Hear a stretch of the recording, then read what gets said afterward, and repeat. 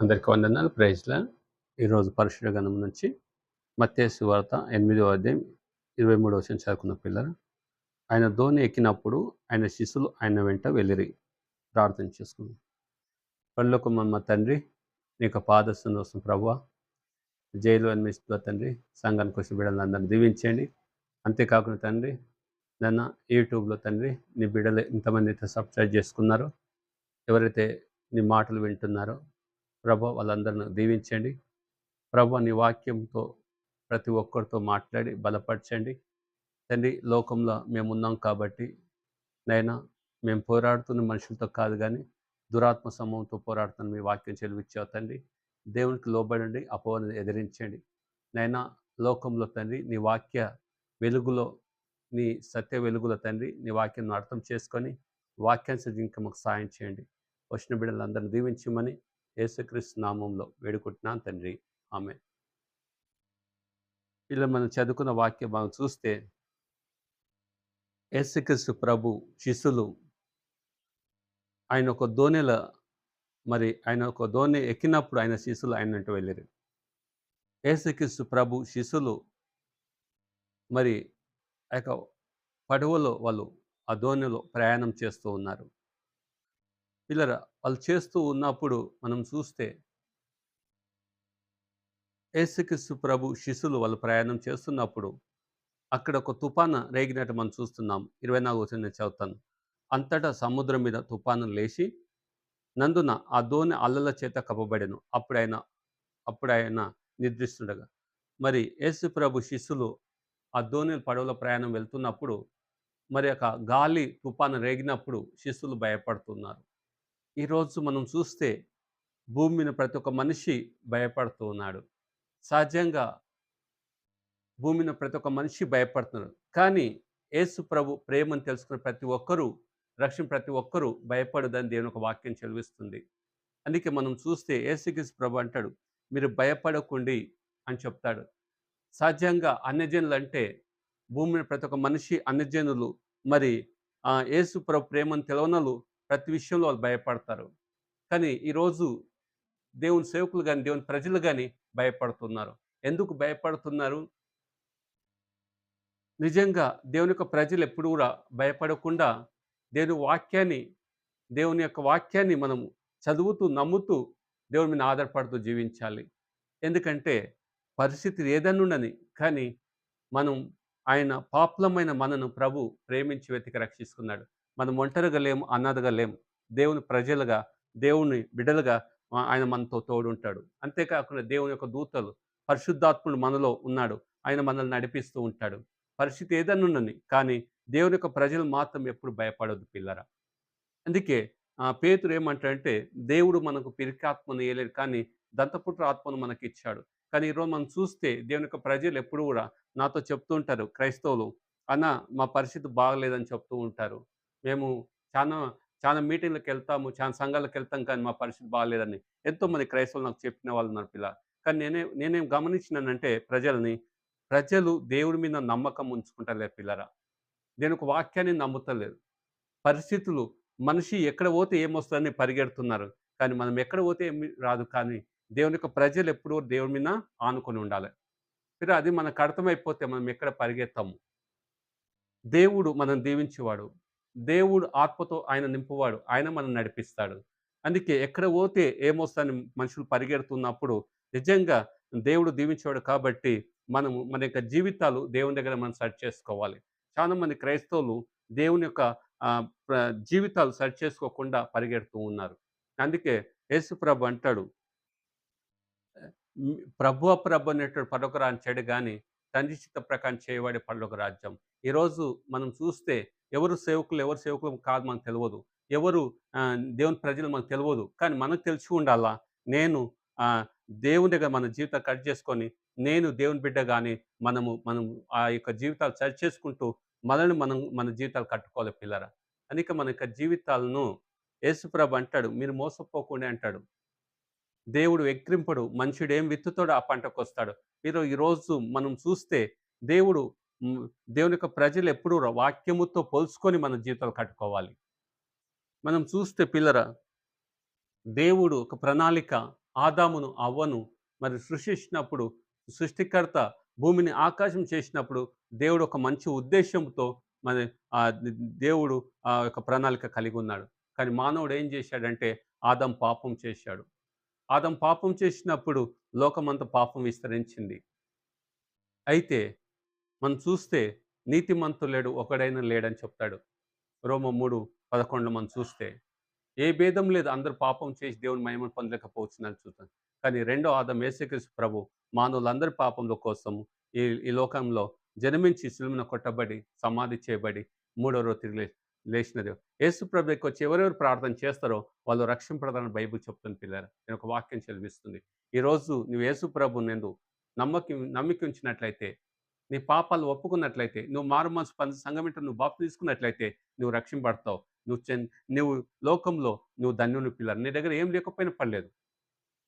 కానీ నువ్వు యేసు ప్రభుని తెలుసుకున్నావు చూడు. అందుకే నువ్వు ధన్యునివి. లోకమంతా సంపాదించుకొని నీ ప్రాణానికి ప్రయోజనం. యేసు ప్రభు బిడ్డలు ఎప్పుడూ భయపడొద్దు. ఇలా మనం చూస్తే యేసు ప్రభు శిష్యులు కూడా భయపడుతున్నాం. కొంతమంది ఇలా అంటారు, యేసు ప్రభు శిష్యులే భయపడారు, మనం ఎందుకు భయపడొద్దు అంటారు. వీళ్ళందరూ ఎందుకంటే మనకు మాదిరి. అయితే యేసుప్రభు శిష్యులు భయపడారని చెప్పేసి మీరు భయపడారని యేసుప్రభు చెప్పలేడు. అయితే యేసుప్రభు అంటాడు, నా యందు విశ్వాసం ఉంచినవాడు నాకన్నా గొప్ప కార్యాలు చేస్తాడు. ప్రతి పరిస్థితి నువ్వు మనము వాక్యముతో ప్రార్థన ద్వారా మనము విశ్వాసంతో దాన్ని మనము ఎదిరించాలి. అయితే యేసుక్రీస్తు ప్రభు శిష్యులు వాళ్ళు ప్రయాణం వెళ్ళినప్పుడు మరి శిష్యులు భయపడుతున్నారు. అయితే భయపడుతున్నప్పుడు యేసుప్రభు అనుకోలేదు, వీళ్ళు నా నా నా నా నా దగ్గర ఉన్నారు, నాతో ఉన్నారు, మరి ప్రతి విషయం నాకే చెప్తున్నాడు. యేసుప్రభు ఇప్పుడు సంతోషించలేడు. అయితే యేసుప్రభు వాళ్ళని ఏం చేస్తున్నాడు చూడండి, ఒక్కసారి మనం చూసుకుందాం. 26వ వచనం. అందుకైనా అల్ప విశ్వాసులారా ఎందుకు భయపడుచున్నారని వారితో చెప్పి గాలిని సముద్రం గద్దింపగా మిక్కిలి నిమ్మలమాయెను. పిల్లరా, యేసు ప్రభు వాళ్ళను హెచ్చరిస్తున్నాడు. మీరెందుకు భయపడుచున్నారు అల్ప విశ్వాసులారా?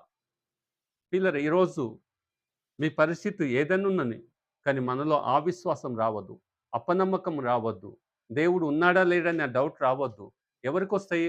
అలా ఉంటే మనం దేవుని నమ్ముతలేం పిల్లరా. అందుకే దేవుని నమ్మిన వ్యక్తి పిల్లరా, కొండంత శ్రమ వచ్చినా కూడా ఆ వ్యక్తి స్థిరంగా ఉంటాడు. పిల్లరా, ఎందుకు స్థిరంగా ఉంటాడు? యేసు ప్రభు ప్రేమని తెలుసుకున్న ప్రతి ఒక్కరూ, ప్రతి ఒక్కరూ ఉంటే భూమిని ఉంటాము, లేకపోతే చనిపోతే ప్రభు దగ్గరికి వెళ్తాము. అందుకే పౌలు అంటాడు, నేను బ్రతుకుతే ప్రభు కోసం, చనిపోతే మరి బాగా లాగమని చెప్పా పిల్లలు. ప్రభు దేవుని యొక్క ప్రజలు ఎప్పుడు కూడా దేవుడు మనం ఎన్ని రోజులు ఈ లోకంలో జీవించాలో అది కూడా ఆయన గుర్తించాడు. ఆయన అది లిఖించాడు పిల్లరా. మనము దే దేవుడు తీసుకోకుండా, దేవుడు తీసుకున్నప్పుడే మనం దేవుని దగ్గరికి వెళ్తాము. అయితే అంతలోపట కొంతమంది ప్రజలు, చిన్న చిన్న పిల్లలు, యవనస్తులు చనిపోతున్నారు. కారణం ఏంటి తెలుసా? మనుషులు డ్రైవింగ్ చేసేటప్పుడు వాళ్ళు కరెక్ట్ డ్రైవింగ్ చేయకుండా యాక్సిడెంట్ అయ్యి ఎంతోమంది చనిపోతూ ఉన్నారు. ఈరోజు పిల్లరా, మనిషి అన్నిటికన్నా ముఖ్యంగా తెలుసా? మనిషి పాపంలో జీవిస్తూ ఉన్నాడు, చీకట్లో జీవిస్తున్నారు, అంధకార లోయలో జీవిస్తున్నారు. మనిషికి శాంతి లేక, సమాధానం లేక జీవిస్తున్నారు. మనిషి ఎక్కడ పోతే ఏమొస్తుందని జీవిస్తున్నారు. కానీ ఒకటి మాత్రం నేను చెప్పగలుగుతాను పిల్లరా, యేసుక్రీస్తు ప్రభు 11:20 అంటాడు ఏంటంటే, మత్తయి ప్రయాసపడి భారం మోసుకుపోయిన సమస్త జనులారా నా ఎదుకు రండి, నేను మీకు విశ్రాంతి ఇస్తాను అని చెప్పాడు. ఈ భూమి మీద ప్రతి ఒక్క మనిషి ఎవరురా నా దగ్గరికి రండి అని పిలవరు పిల్లరా. ఇలా భూమిని ఆకాశం చేసిన దేవుడు కాబట్టి, సృష్టికర్త కాబట్టి, ఆయన దేవుడు కాబట్టి ఆయన ఆయన ఆయన ప్రతి ఒక్కరిని దేవుడు పిలుస్తున్నాడు. అందుకే యేసుక్రీస్తు ప్రభు అందరికీ ఆయన ప్రభు పిల్లలు. ఏ భేదం లేదు, అందరూ పాపం చేసి దేవుని మహిమను పొందలేకపోతున్నారు. అయితే యేసు ప్రభు శిష్యులు భయపడుతూ ఉన్నారు. భయపడుతున్నప్పుడు యేసు ప్రభు సంతోషించలేడు అక్కడ. ప్రతి విషయంలో వాళ్ళు నాకు వచ్చి చెప్తున్నారని సంతోషించలేరు. యేసు ప్రభు అంటాడు, అల్ప విశ్వాసులారా మీరెందుకు భయపడుచున్నారు? ఈరోజు మనం చూస్తే సేవకులు కానీ, క్రైస్తవులు కానీ, ఎంతోమంది కుటుంబాలు పిల్లరా, ఎంతోమందికి రక్షణ లేదు, మారు మనసు లేదు.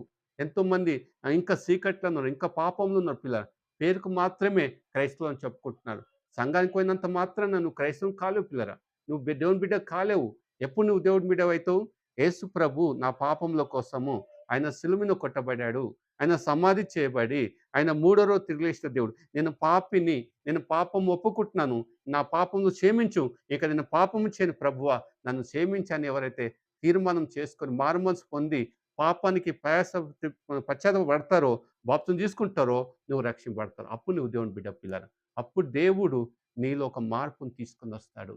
పిల్లరా, నిజంగా అంత గొప్ప దేవుడు మనం కలిగి ఉన్నాం కాబట్టి, ప్రతి విషయంలో ఈరోజు మీకు అనారోగ్యం రావచ్చు.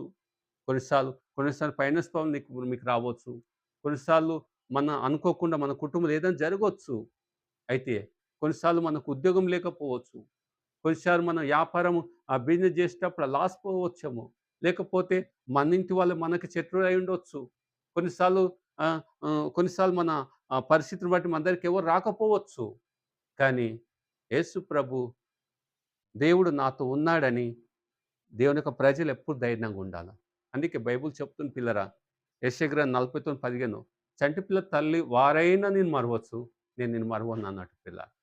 పిల్లలు ఈ లోకంలో బెల్లం ఉంటే ఈగలు అన్నీ వస్తాయి పిల్లరా.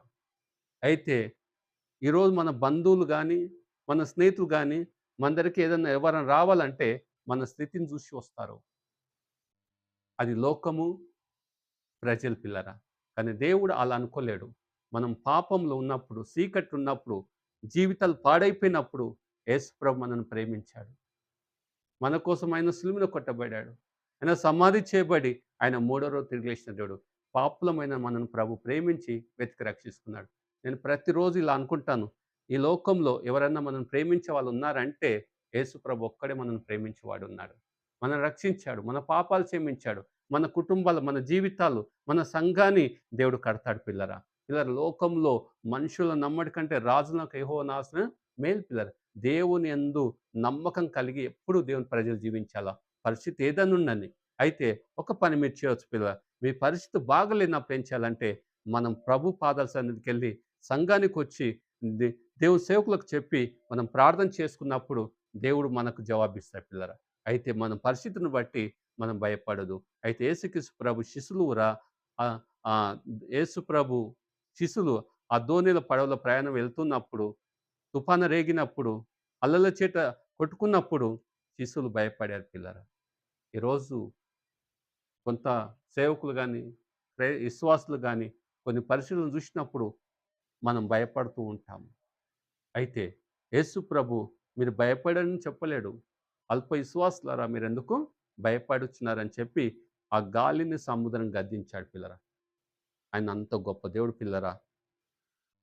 పాపులమైన మనను ప్రభు ప్రేమించి వెతికి రక్షించుకున్నాడు. మన పరిస్థితి దేవుని చేతిలో పెట్టినప్పుడు దేవుడు ఖచ్చితంగా మనకు సాయం చేస్తాడు.